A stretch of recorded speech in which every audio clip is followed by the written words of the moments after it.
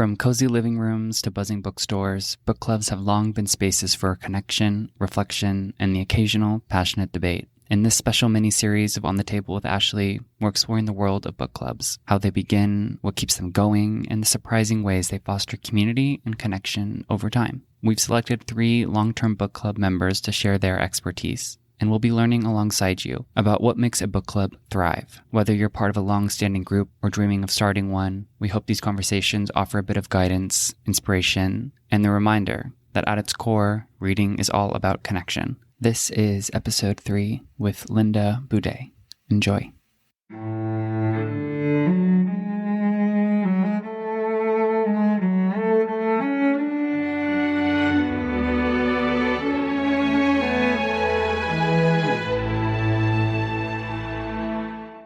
Linda Buday, thank you so much for joining me today. I'm so excited to talk with you.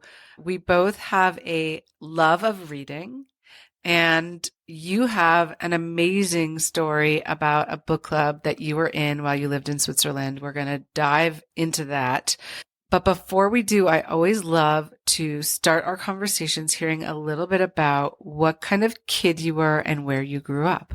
I grew up in Southern California in the San Fernando Valley, Woodland Hills specifically. My sister had a lot of friends in the neighborhood. She was 4 years younger, but I didn't. And so I spent a lot of time on my own, either outdoors, exploring, or indoors reading.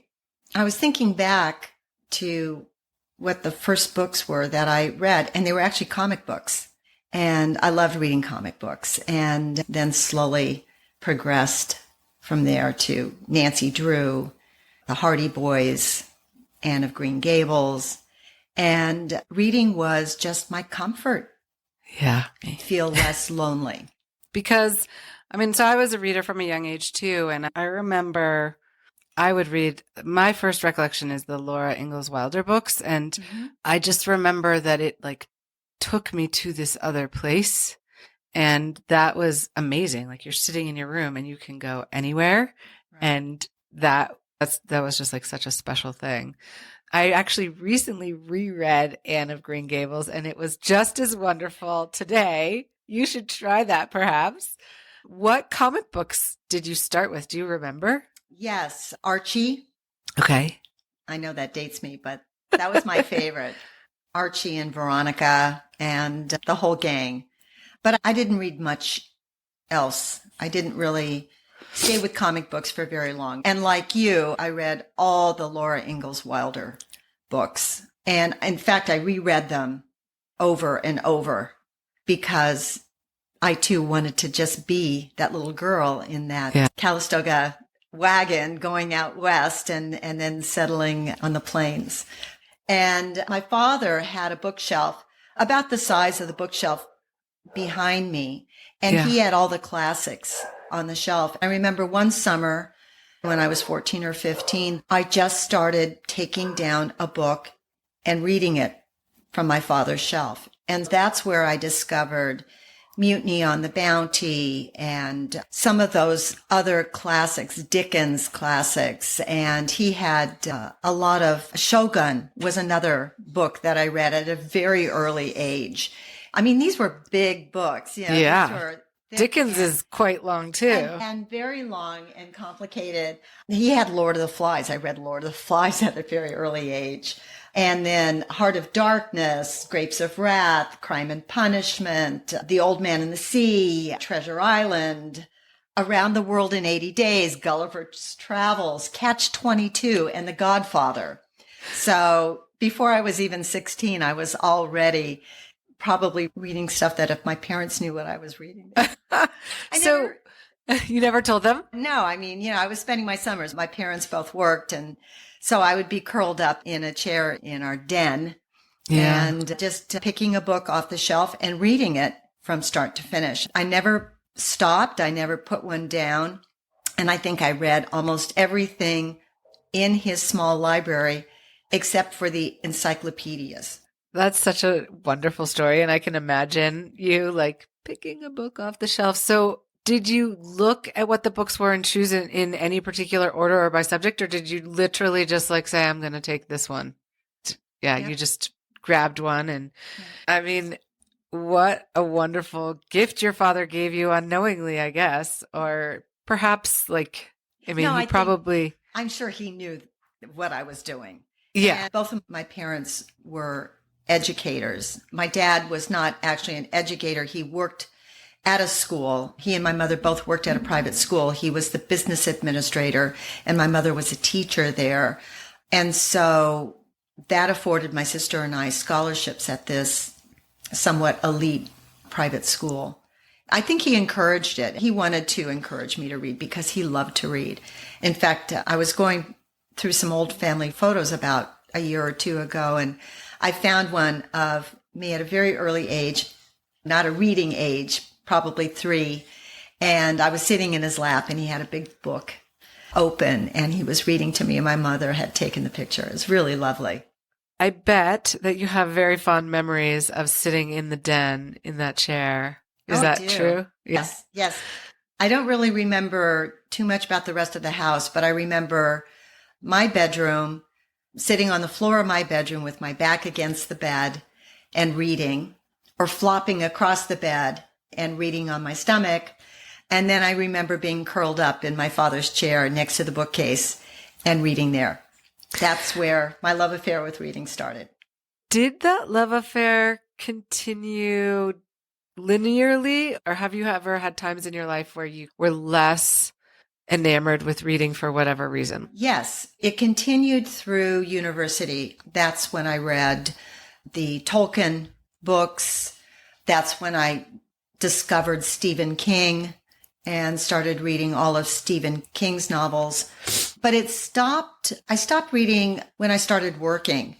And I just never seemed to find the time. I was working a lot. And even after I met Tom and the early years of our marriage, and, we were both working and then we were working on the house and, we had such little time to read. I mean, at that point, every now and then I might grab a book, but usually it was just the Sunday edition of the LA Times. And that was about it. So that was a season of not reading. And it wasn't that I had lost the love for reading. I just didn't make the time for it. Yeah, I had a similar lengthy season when I was very focused on my career and building a family. And it's interesting because I don't remember missing it during that season. And maybe it's just because I was so busy, but now I'm reading a lot again. And I look back and I say, how could I have not been reading during that time? I read professionally, I read for work, but I didn't read for pleasure much at that time. I felt the same. I felt during this somewhat lengthy period of time between my career and then our move overseas initially, that reading was a luxury that I just couldn't afford. And I would almost feel guilty to sit down and read a book for an hour, a couple of hours. I didn't feel like I could take that time for myself because I should be doing something else. And obviously you felt that way, and you were trying to raise a family as well as managing your career. But to this day, and I'm retired and I don't have many demands on my time, but to this day, it's still kind of like, ooh, can I go and sit down in a chair and read a book? And it's like, yeah, I can. Yeah, you can. That's so fascinating psychologically. We need to talk to somebody who would understand that. Like, why as a child do we not feel that way, but as adults we do? And I have that same sense that it's almost like you're stealing time when you sit down to read. For me, especially if it's during the day, like in the evening, it's just more natural. It's what we do. Mm-hmm. But if it's during like daylight hours, for some reason, it feels like I'm stealing from something else, which is a very odd thing. So tell us then about how you came back to reading and this beautiful book club that you joined in Switzerland. Well, I have to admit, it's not the very first book club I was ever a member of. I lived in Switzerland 2 different times. And the first time I lived there, it was about 3.5 years. although I must have read occasionally, I didn't read very much because I was committed to learning the language. And we were living in the Swiss Romand, so French was the language in that region. So I made an enormous effort to study and go to class several times a week. I kept thinking, we're not going to be here forever, so I might as well take this opportunity to learn the language. And there was no book club that I was aware of. This was from 1999 until 2003. Okay. And then in 2003, we moved back to the States, and we moved to St. Louis, Missouri. And neither of us knew St. Louis at all, but we moved there for his work. And we imagined we would be there for several years. And it was there that I was invited to join my first book club. And this club was a very interesting experience. I didn't meet, and neither of us met too many people outside of his work. But one couple that we met, because they were living in the same temporary apartment that we were, while we were both looking for permanent housing. And this other couple had actually moved to St. Louis for her career. She worked for Elsevier, and she worked in medical textbook publishing. And her husband was the trailing spouse, which is the term that we use, which is what I was. So her husband and I got very friendly walking the dogs. And I met his wife, Robin, who became a very dear friend. And we see them to this day. Robin said, Linda, we're continuing a book club that I started in 1991. Now, many of my colleagues that were in this book club work in St. Louis. And that's the first book club I ever joined. It was made up of all these women of superior intelligence. I mean, these are women who have worked in publishing. They know, obviously, it's medical. It's not fiction, and it's not nonfiction. It's technical publishing. But they were very into books. In fact, she told me that the first book that they read was Dante's Divine Comedy. Wow. And they took a year to read this book. And then they went from there to Marcel Proust. Got it. Okay. So that was my first experience of a book club. So how many women were you? I can't remember exactly, but it was a small group. It was about 6. And they were all work colleagues. And then there was me, because my friend Robin just invited me, and it was okay for me to join the group. And I don't have too much to say about that group. She might be someone that would be interesting to interview, because that group is still going. Really? That's amazing. How long were you part of it? We only lived in St. Louis for 6 months. Okay. And I was a bit grateful for that, because, again, I was in a book group, and I think there were about 6. We met in the evenings, because obviously they were all working. I was the only non-working participant. And I knew I had to come up with an important book. So I'm with these women, and they're discussing literature at a level. And this was my first experience of a book club. And they're talking about character arc and themes at a level that I never had experienced until then. So I recommended a book that I had just finished that someone else had recommended to me when we were in Switzerland the first time. It's a translation by the Portuguese author José Saramago. Do you know? No.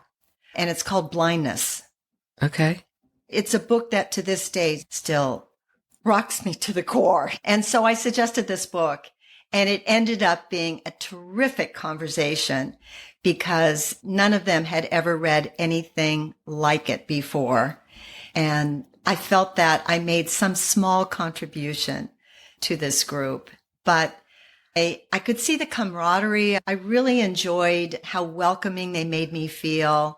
And it was a community that I didn't have in St. Louis. I could see the benefit of a book group. And yet I only attended, I think, about 2 meetings, and then we were gone. Right.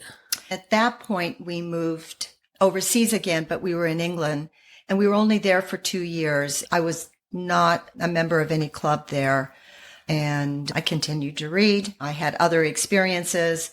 And then in 2005, we moved back to Switzerland.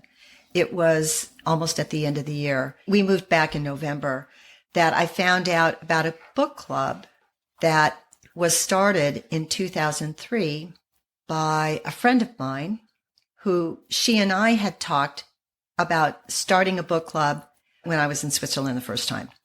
So although I wasn't a member of a book club in Switzerland when I lived there in the first time, at the end of 2003, I met another woman there and we both loved to read.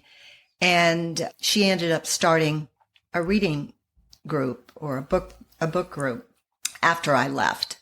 And then she left and I arrived and the book club that she had started was still going. And that's the one that I joined. Okay. So tell us about it. So I went to the first meeting and everyone that participated was an expat.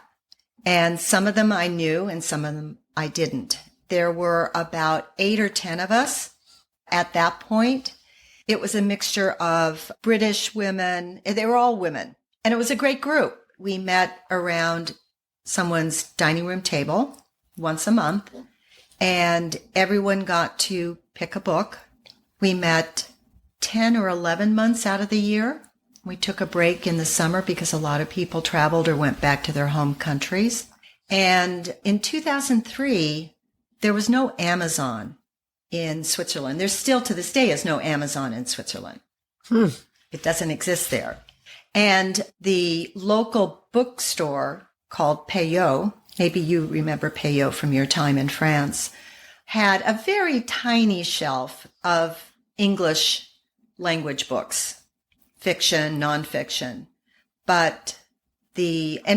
mostly in paperback, some hardback, but the books were very expensive, 25, 30 francs for a paperback. And that would be equivalent to paying $25 to $30 for a paperback. The options were limited, and those weren't necessarily the books that we were choosing to read.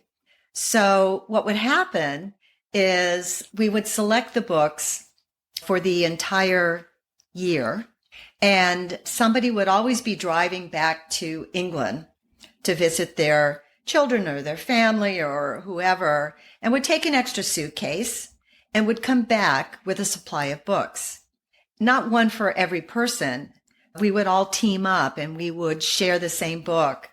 So you got to know people really well because we would split up on who's a fast reader and who's a not so fast reader, because we'd have to read the book in 30 days and we didn't have very much time. So it was always a logistical nightmare trying to figure out how we could get the books that we wanted to read. And in our little village of Vevey, there was an English library that had been started by expats about, maybe 20 years earlier, and started by British expats for the most part. But yet they didn't always have the books. They had a lot of old classics and some newer, but you would have to check a book out of the English library and then read it quickly and then put it back on the shelf so somebody else could check it out. So it was an effort to get the books in order to discuss them. But we were all committed to that effort. And I think it just made the club less social about getting together and having a glass of wine and talking about our lives, etc. And then, by the way, let's talk about the book. It was we were more committed to discussing the book because we had made such an effort to read it. Yeah. Does that make sense? It totally makes sense. And it's interesting. I've had a few other conversations about book clubs, and this sense of commitment, I think, is actually a necessary ingredient for the success of a book club. Obviously, it's going to be people who love to read, but I think that that's like necessary and not sufficient as an ingredient for a good book club, because there has to be a common purpose. And, the whole reason I wanted to do this series is that I have sort of dabbled in trying to either start or join book clubs over the years, and I've never found success at it, or not yet, I should say. So my goal in these conversations is to try to uncover these common ingredients that seem to be key, and there do seem to be a few of them. And it's interesting that you said you had 8 to 10 people, because what I've been gathering is sort of, like 8 to 12 is kind of like the magical number, sort of one book a month that every member gets to choose. Maybe you take a break in the summer, maybe you don't, depending on your book club. A goal of having real and serious conversation, which I think makes sense. In the past, I haven't focused on what is your goal in being part of a book club. And now I think to have a successful book club, there needs to be this sense of common purpose. If some people want a more social activity, that's great. But if some people want something that's a little bit more serious and intellectual, that's also great. Those just are going to be different gatherings. So it's interesting you all chose your books in either December for the next year or January, whenever you did it. You chose for the year. Were there any rules on page length, genre, anything of that sort? No. Okay. And were they all over the map? Yes. And it really depended. We got to know each other very well. And as people would get transferred out of the country, we always had an infusion of new people coming in from different backgrounds. As I mentioned earlier, we had various nationalities: Mexican, Filipino American, Australian, and I'm trying to think, Peruvian. The one thing we all did was we all read in English. We didn't try to read many of us were studying French, the French language. Some were fluent in other languages, but we always read in English, and our discussion groups were all in English. That was a common, obviously, I don't think I could have discussed a book on any level outside of my mother tongue. But there was always this infusion of new people with enough of the original members still there to kind of guide everyone along. And the group evolved as far as where we held our meetings, and did we have a discussion leader, or the person who suggested the book, would they be the leader of the group? So it just we were very open to new ideas and new ways of handling the group. We were fairly democratic about that. And I love the fact that everybody usually got to choose a book. And our group got as many as 12 for a couple of years. We had as many as 12. But not everyone always came to a meeting. So if somebody knew that they would be out or unable to attend one month, then somebody else would take over that month and propose a book. But all of our books, as you mentioned, were decided before the summer. We decided for the next year. So all in English, no page length restrictions, no genre restrictions. And was it the case that the person who chose the book was responsible for leading and managing the discussion? Yes. And how did you prepare for that? And was that challenging? Did you enjoy it? Were some people much better at it than others? Absolutely. Usually what we did is we would do a deep dive into the author and talk about the author first. Other books, where this author grew up, how long they had been writing, and so on and so forth. And then we would talk about why we had selected that book. And that was pretty much it. We found over the years that if we just had a free-form discussion, not everyone actually got to say something before we were ready to kind of wind up the group. And so we ended up, I think, with a successful solution of just going around the table and letting everyone have their say. And that in of itself would also lend to a discussion or back and forth. We all kind of acted as we would all police that ourselves. We didn't always have to have someone manage that. I would be going on, and somebody would say, Linda, why don't we get back to you? But let's let Ashley say a few things about the book. She hasn't had an opportunity, and we only have 20 minutes left. Right. Okay. So how long would the evening and then the really discussion about the book be? We didn't meet in the evenings. Okay, interesting. We could manage that. It was like part-time positions or volunteer. We met in the morning, and we would gather at someone's house by 9:15. There would always be coffee, tea, juice, water, and either the person who was hosting or the person who was conducting the book, whose book we were discussing, would bring something. And of course, that was, everybody was always competing on that. Friendly competition of like who could bring the most beautiful cake or muffins or whatever it was. We went back and forth about where we should meet. Should we meet at the house of the person who was the hostess, the person whose book we were discussing? And then there were several years where people would complain about that. Oh, it's too difficult to get to and too difficult to remember whose house it's going to be at. So somebody would volunteer, and for the entire year they would host every month. And one of my dear friends, you're dealing with a lot of women who used to have careers, who cannot work any longer in Switzerland, and now are very competitive and want to show off their various skills. And one of my dear friends had it at her home for about 2 years. It was consistently at her home.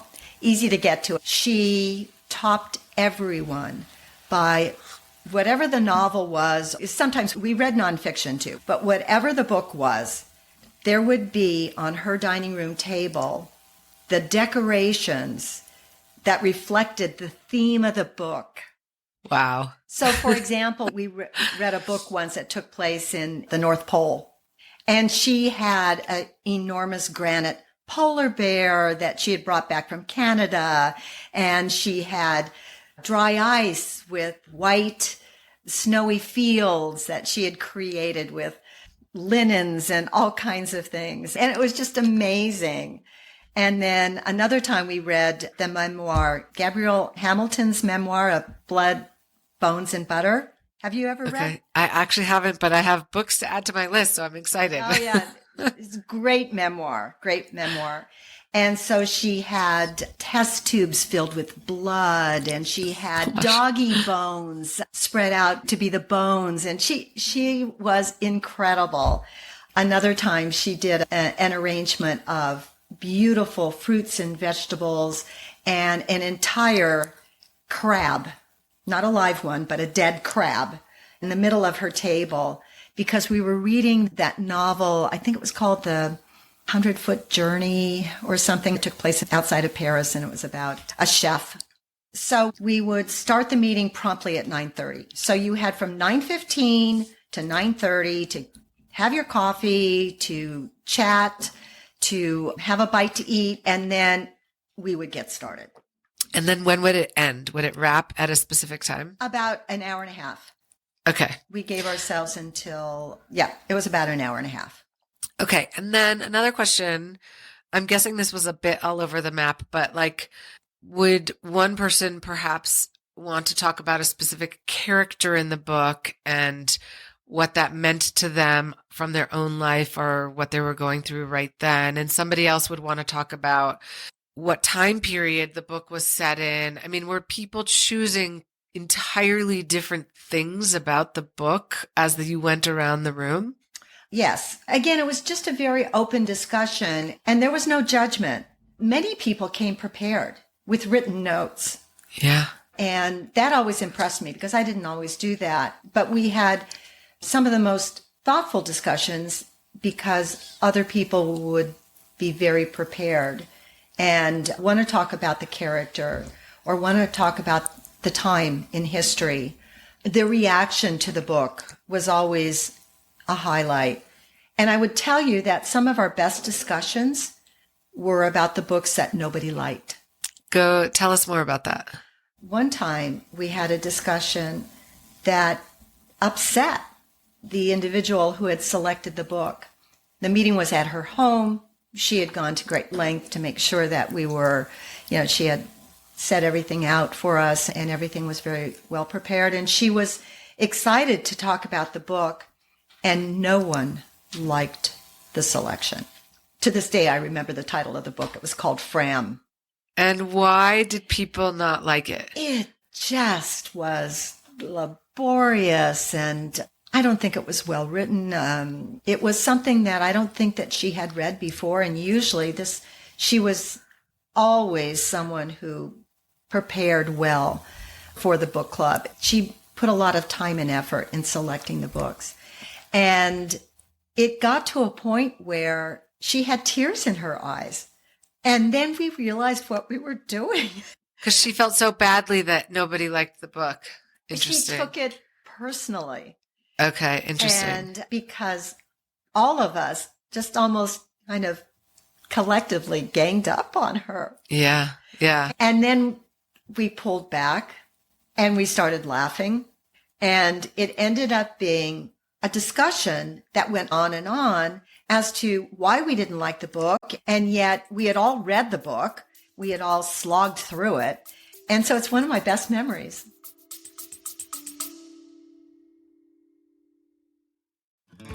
When do you spend the most time with the people you love? For us, it's at home, around the dinner table with family, or sipping cocktails in the living room with friends. So why not make that time even more meaningful by imbuing your gatherings with pieces that not only make connecting easier, but spark conversation around your table? Amaton's collection of small batch, artisan, quality-made pieces for tabletop and home are not only made for simple serving, they're works of art designed for daily use. Whether you're hosting a dinner party or sitting down for family game night, our collections create a sense of presence and peace in every home. Shop our collection of dinnerware, drinkware, serveware, and more at amatond.com. That's AMEATENDRE.com. Gather by design.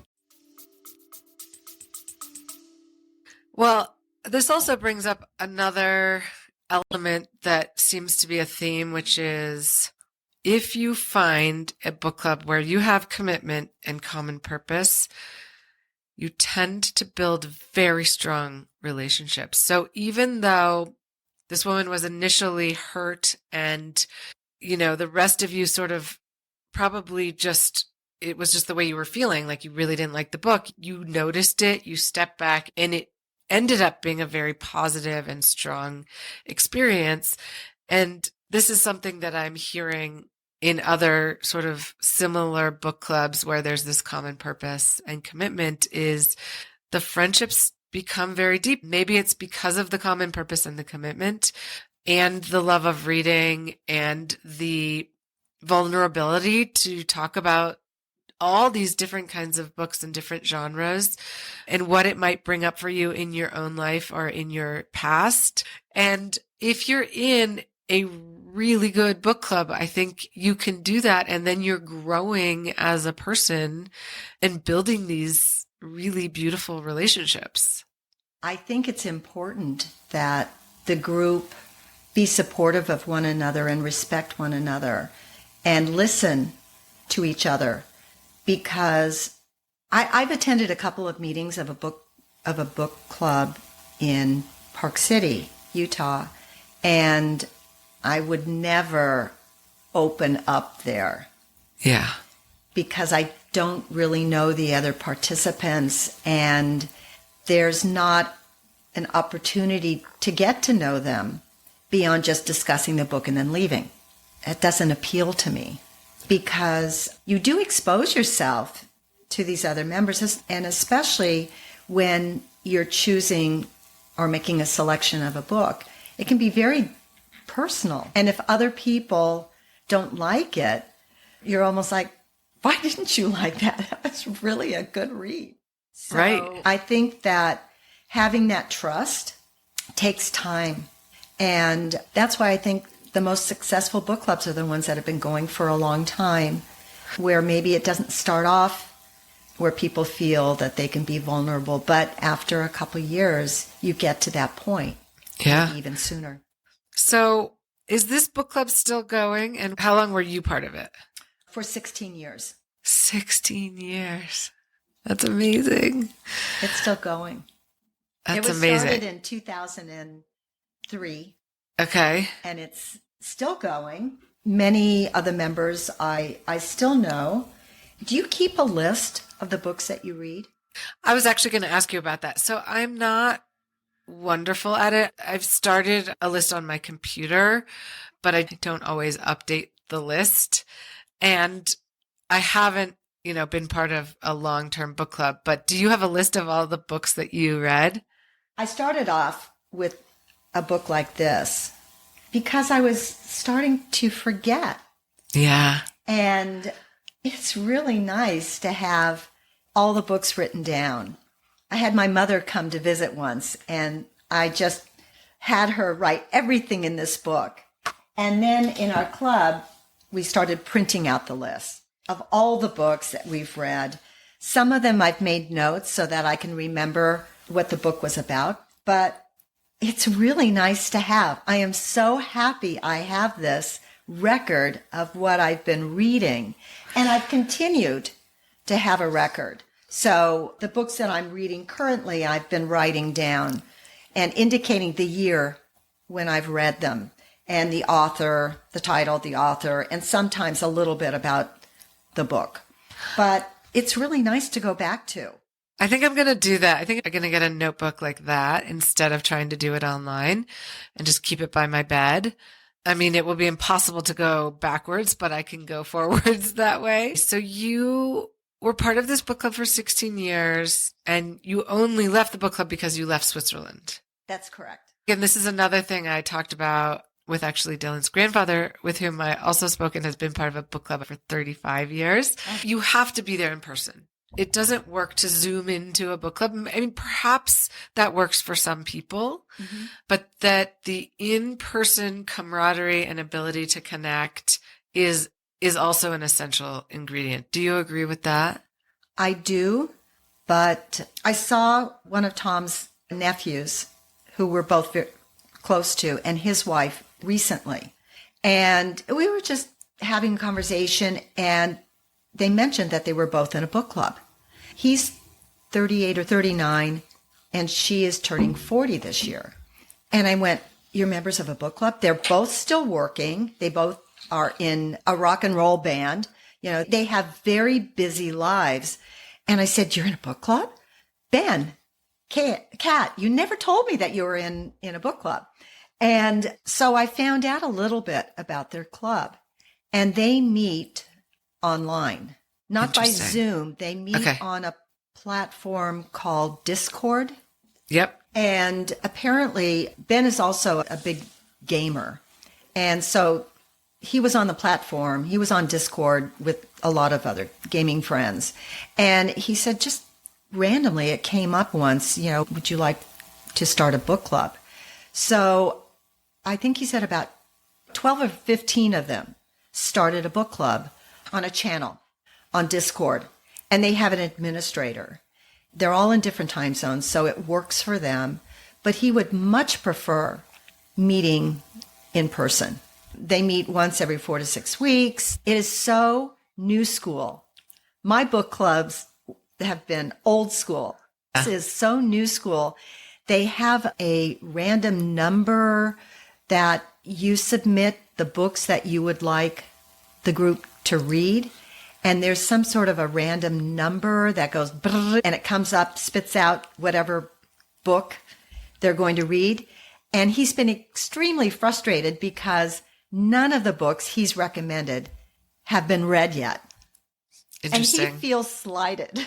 Well, of course. I mean, but that's something they could change, because they could say everybody gets to a pick. And, maybe there are people successfully doing online book clubs, whether it's through Discord or Zoom or other channels. And I actually would be interested in hearing about that. But there, I think, can be commonalities, like things that he could take from this conversation or the other conversations that I'm having to say, okay, let's take a couple of changes of the rules into the Discord book club to make it more equitable. But I think the overwhelming feeling is that in person is ideal. if it's possible. But if it's not possible, I think it's really wonderful to do some other format. And also I could see there could be some benefits in diversity of participants or diversity of geography to bring to the book club that could be really beautiful and wonderful. So I think having it in the place that you live is, like you said about St. Louis, it's like building this community that you otherwise wouldn't have in the place you live, which is also really amazing. So now you're not in a book club. Would you like to be in a book club again? And how do you feel like your reading and contemplation of a book is different doing it alone versus as part of a book club? Yes, I would like to be a part of a book club. And I think that there's a great benefit to discussing a book with other people. I often found that, if a book didn't resonate with me, sometimes during the discussion, I would see it from someone else's perspective, and I would pick up on things that maybe I hadn't while I was reading the book. And I felt that it would deepen my appreciation for the book. And so I like to talk about with other people. I mean, wouldn't you? If you read a really good book, don't you just want to share it? Yeah. I'm reading a really good book right now that's a series of short stories, and I really want to talk to somebody about it, and I cannot. Okay. Do you still take notes? Like if you're reading for yourself only, do you underline or take notes to help deepen your reading of the book as something that you used to do and continue to do, or do you not do that? I don't do that any longer. I did when I was in the book club, especially if I was trying to read the book quickly so somebody else could read it after me before the 30 days was up. But I don't do that any longer. And do you and Tom ever read the same books and discuss them? Tom doesn't read books any longer. Does he listen to books? No, he just isn't interested. No, I mean, he was very much into anything that Ewan McGregor would write. There were a couple of authors that he really loved. So I would just buy the newest version of the book that author was publishing and give it to him. But no, he doesn't read anymore. So we don't talk about books together. Well, we're going to have to find a new book club. See, I'm desperate. Okay, so you told us about Fram, but was there a book other than that one that you think unexpectedly brought your group closer together, or one that was particularly difficult because of the subject matter? We read, and I know that you asked me earlier if we read a particular genre. We actually did a couple of times over the years. Every book had to do with war or the aftermath of war or the violence of war. So, for example, we read this wonderful book by Pat Barker, an English author, called Regeneration. And it was about World War I veterans living in a home after the war and what they had been through and the tragedies and how they had been affected. That novel, that kind of spearheaded all right, let's talk about other war and the experiences of war and how people are affected by that. Another great book about the Vietnam War was The Things That They Carried. You read that? No, but I need to. Really, really a beautiful book. Is there any advice you have for someone who is desiring to start a successful book club? I think it helps if a couple of the participants know each other and then want to, when they expand the group to people whom they may not know, make a real effort to welcome them and to draw them out, allowing people to feel comfortable being vulnerable. Yeah. Maybe by expressing that vulnerability to new members. Also to make sure that everybody has a voice and everyone's listened to, and not to pass judgment if someone either hasn't read the book or hasn't finished the book or didn't like the book. I think that there were times in my group where we were much more simpatico than than other times, but we always moved along and always clicked. Yeah. Is there anything I haven't asked you about your book club experience that I should have or that you would like to talk about? We just all made sure that no one person dominated the conversation. And I've heard that from other people as well. I've found that that can happen. I've participated very lightly in another group where that happened. This person was extremely articulate and could pull together the themes of the book quite succinctly. It was just interesting listening to her take on the book, and then nobody else really had an opportunity to speak.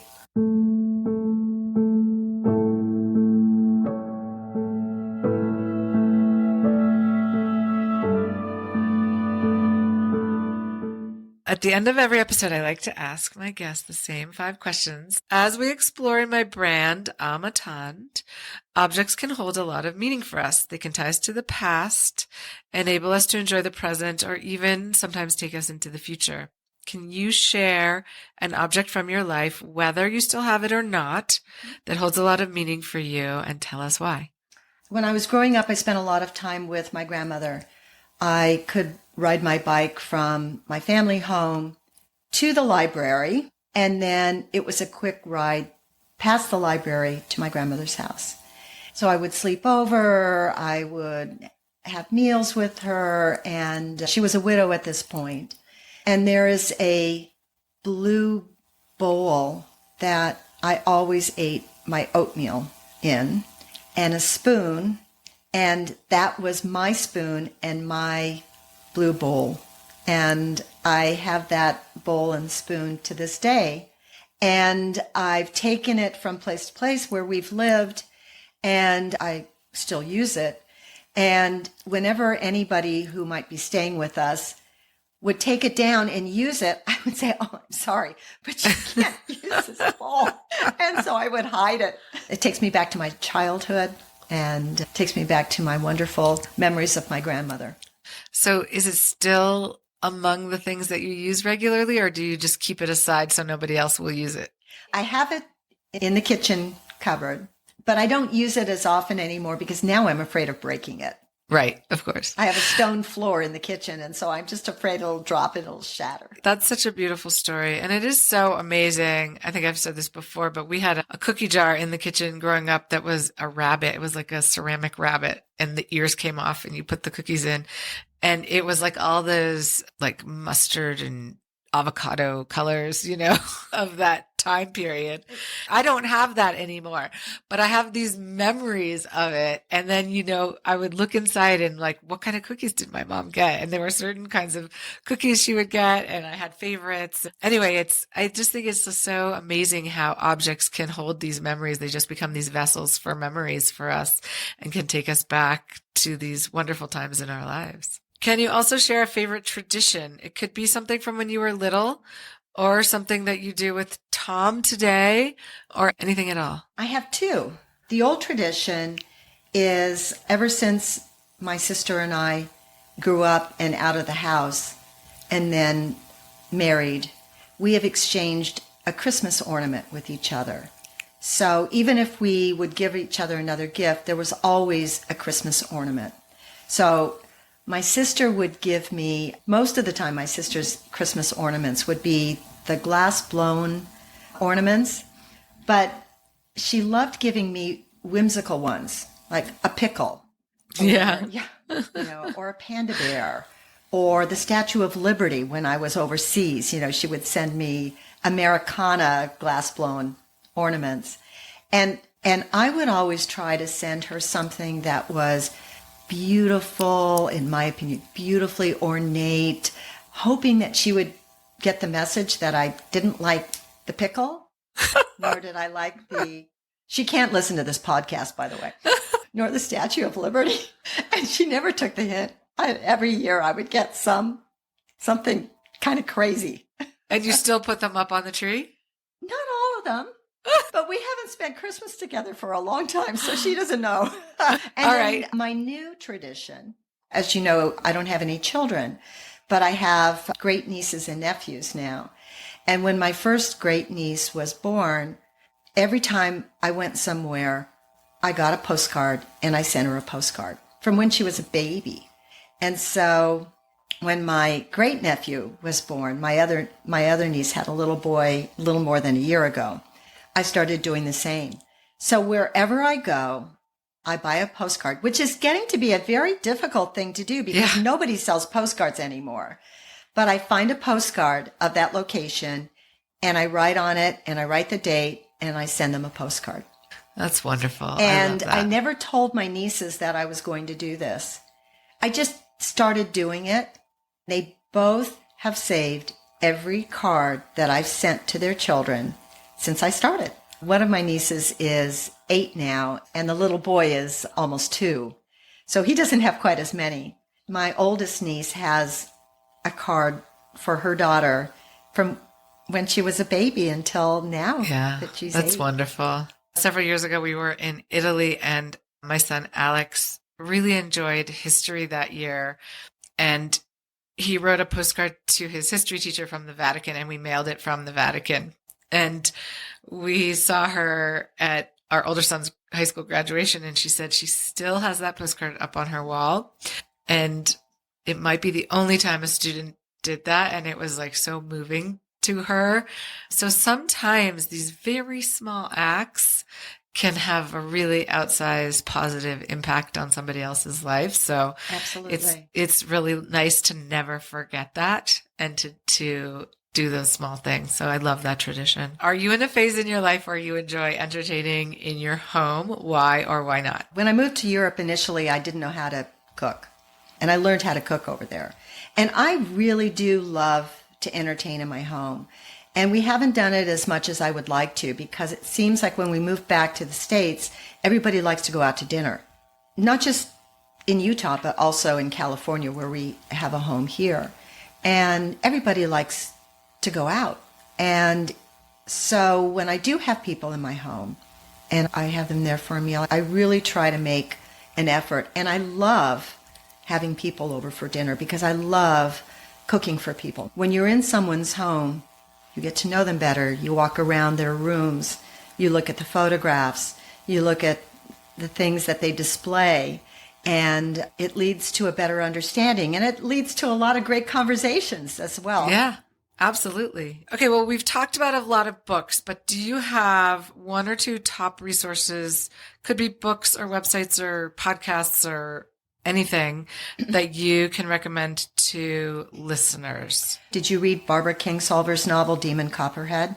I have not. Ashley, what have you been reading? Or not reading? I went back to some of the classics. And then also what I do is, because I get recommendations from every podcast episode, I often will buy books that my guests recommend. I mean, there are so many amazing books in this world. So you gave me some preparatory questions. And one of them was, do you have a practice, a focus, a habit, or daily routine? And yes. I have a habit, a daily habit. I make my bed every single day. And that I can't function if I don't make my bed. Make my bed. And then I have a practice. I practice yoga usually 3 times a week, wherever I am. And I've been practicing yoga now for 20 years plus, and it has given me strength and flexibility, and it helps bring calmness when I'm feeling maybe anxious. This has been delightful, and I've learned so much. Thank you for joining me. I'm grateful to have you as a friend. I'm grateful to have your book recommendations, and we'll be talking about a new book club. Thank you, Ashley, and thank you for giving me this opportunity to talk about something that I love to do and the book club that I enjoyed so much. My pleasure. Thanks for listening to an episode of On the Table with Ashley. Subscribing to, rating, and reviewing our show helps us to continue to make quality episodes. So please subscribe, rate, and review wherever you listen to podcasts. On the Table with Ashley is presented by Amatond, an elevated, everyday, luxury home and tableware brand with products designed to cultivate connection. You can learn more about Amatond at ametendre.com or on Instagram at Amatant. By subscribing to our newsletter on the Amatant website, you'll receive updates on new episodes as well as promotions relating to Amatant and Amatant's products. Send us an email at reachoutanytime@amatant.com if you have ideas for guests or series ideas you'd like to pass along. Thanks for listening.